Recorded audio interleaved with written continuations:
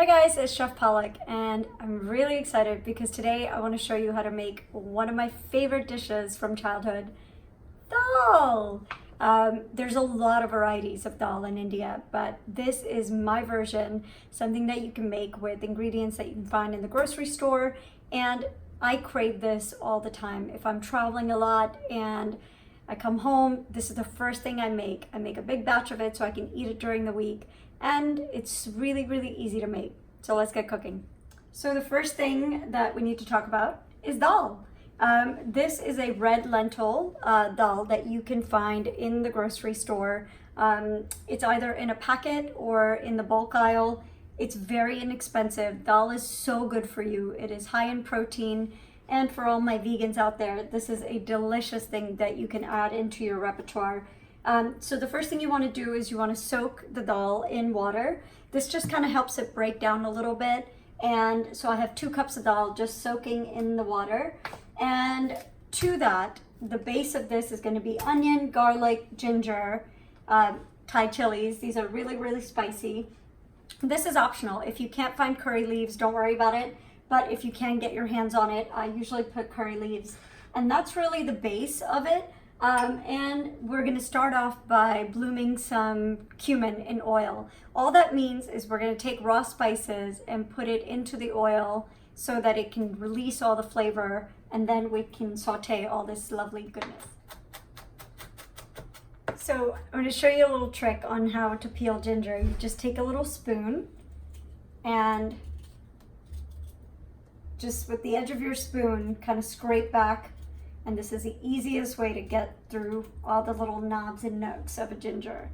And then I don't really chop mine, I just take a microplane and that's it. What it does is it gets me all the juice and none of the fibers that are in the ginger. So that's what you're looking for.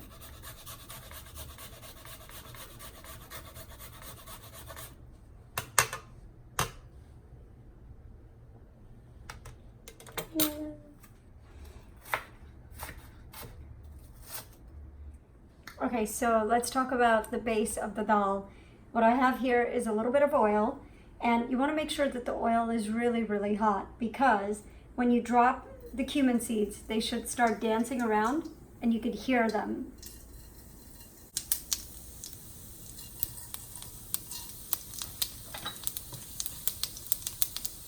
So to that, you want to be careful because it will splatter. Add some curry leaves. Gonna throw our half an onion. Give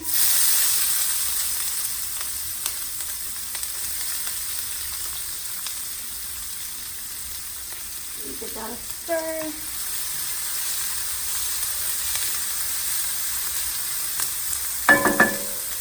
And here's a little trick to getting your onions to cook a little faster. As soon as you throw them in the pan, add some salt. This will help the onions kind of break down a little bit. The one additional spice that my mom used to add is called hing. There's another longer name for it. I can't pronounce it, but whenever you're cooking with curry leaves, hing is something that we add into the oil mixture. Okay, so it's been 5 or 7 minutes, and I want to add to this pureed tomatoes. You can also chop the tomatoes. I just prefer it pureed. And I'm going to do about 1.5 cups of tomato puree for 2 cups of lentils. And you just want to cook the tomato down so that it's kind of not raw and it becomes very sweet. So I'm going to let that cook for another 10 or 15 minutes.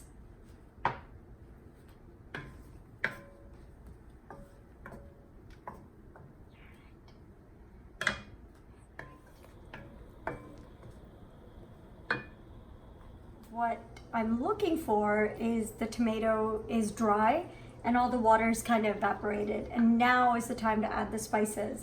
So I have some turmeric, some chili powder or cayenne, lots of it for me, but if you're not, into the spice thing, you don't have to add as much. I love my stuff spicy. And then what I want to do is just kind of cook that down a little bit with the tomatoes.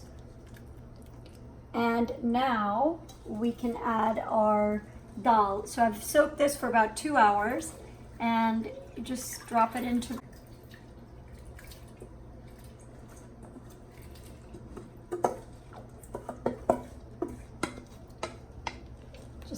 that.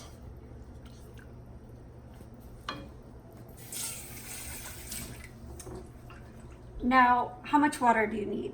It depends. I like the dal to be a little runny, so it tends to evaporate. You can add as much water as you want, and as you cook it down, the water is going to keep evaporating, so let's just leave that much in there. It's been about half an hour. What I'm looking for is the dal to completely disintegrate. It kind of melts down into almost like a soup-like consistency. This is the time to season again. You're gonna be surprised at how much salt the lentils take. Trust my word, it's gonna feel like you're over-salting it. You won't.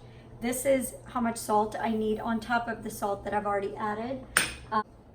Again, you can just taste and go, do what you're comfortable with. And for a little bit of freshness, I'm gonna add some lemon juice. Then turn the heat off.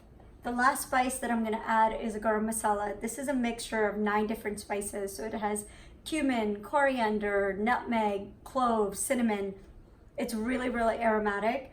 And this is the one spice that I tell people to buy if they're looking to only make an investment for a single spice, because it has 9 spices. Get more bang for your buck.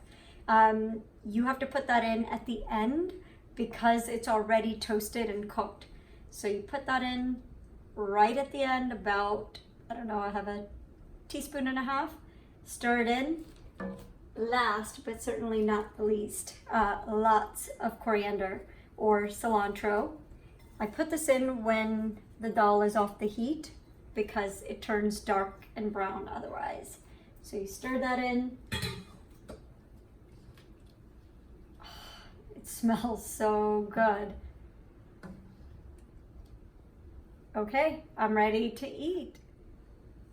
I like to serve the dal with basmati rice, and it's just such a beautiful rustic meal. Reminds me of home. And just layer on the dal next to the rice. Ready? All right, guys, this is my dal and rice recipe. It reminds me of home. I hope you guys make it. It's just so full of flavor and really, really good for you. Happy cooking.